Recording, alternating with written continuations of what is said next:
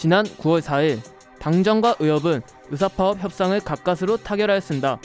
의사파업은 잠정적으로 중단되었지만 파업 관련 찬반 논란은 아직도 이어지고 있는데요.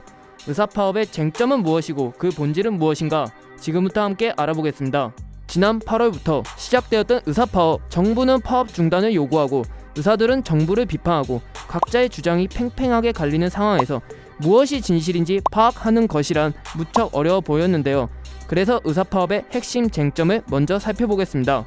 대한의사협회는 정부의 공공의료정책을 4대 악이라고 규정하고 결사 반대하였습니다. 그 중에서도 의대 정원 확대와 공공의대 설립에 대하여 특히나 반대의 목소리가 강하였습니다. 관련하여 정부와 의협 사이에 논쟁이 격렬하게 벌어졌는데요. 가장 치열하였던 쟁점은 바로 의사수 논란입니다.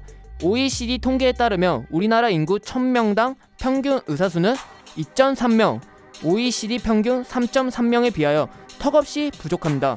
정부는 이러한 의사 부족 문제를 해결하고자 의대 정원 확대를 주장하였는데요. 하지만 의협은 의사수가 부족하지 않다고 주장합니다. 의협은 우리나라 의사수가 머지않아 과도하게 많아질 것이라고 주장하였는데요. 연평균 증가율을 고려한다면 2028년에 우리나라 의사수는 OECD 평균과 같아진다고 주장하였습니다.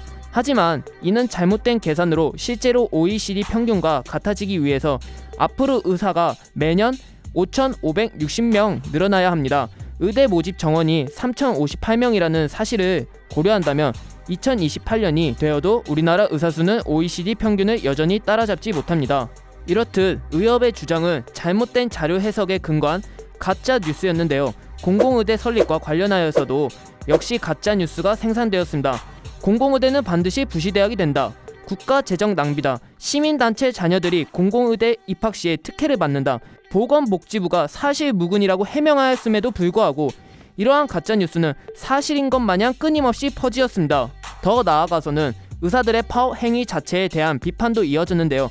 첫 번째로 의사파업은 명백하게 직무유기라는 점입니다. 의사파업으로 의료 인력이 부족해지자 수술이 취소되거나 응급실 진료가 지연되는 등 응급 환자마저도 제대로 치료받기 어려워졌습니다. 의사 자신들의 이익만이 우선이었고 환자들의 생명은 안중에도 없었던 것입니다.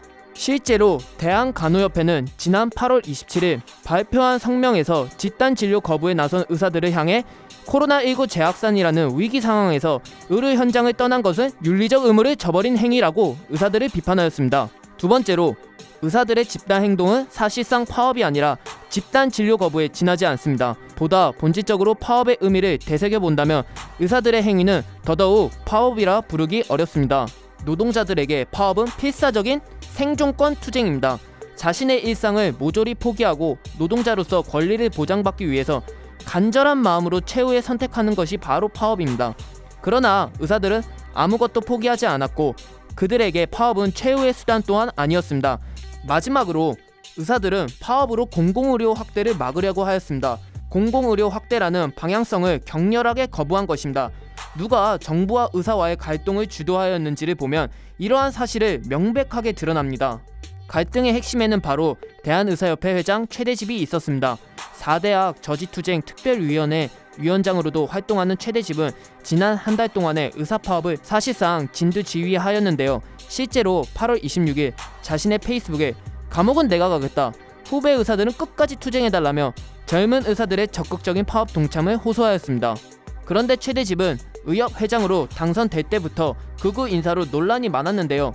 극우 반공 폭력 단체로 악명 높았던 서북청년단의 정신을 계승하겠다며 2005년 자유개척 청년단을 창설하고 2017년 박근혜 대통령 탄핵을 막기 위하여 자유통일해방군을 창설하는 등 의사라기보다는 극우 정치인에 가까운 행보를 보여왔습니다. 최대집은 2018년 의협 회장에 당선되자마자 문재인 케어 저지 투쟁에 나서는데요. 심지어는 삭발까지 합니다. 이번 의사파업도 마찬가지였습니다. 의료의 공공성 확대를 막기 위하여 최대집을 중심으로 의사들이 단결하였던 것이었죠. 실제로 의사들의 주장은 정부 정책에 대한 건전한 비판이 아니었습니다. 정책의 전면 철회, 원점 재검토만을 고집하였습니다. 이로써 단순히 공공의료 확대를 막으려는 의사파업의 본질은 여실하게 드러났습니다. 의사파업이 잠정 중단된 지금의 상황에서 되돌아본 의사파업의 본질, 공공의료의 틀에서 벗어나 자신들의 이익을 자유로이 추구하기 위해서 의사들은 영리의료로 나아가고 싶었을지도 모릅니다.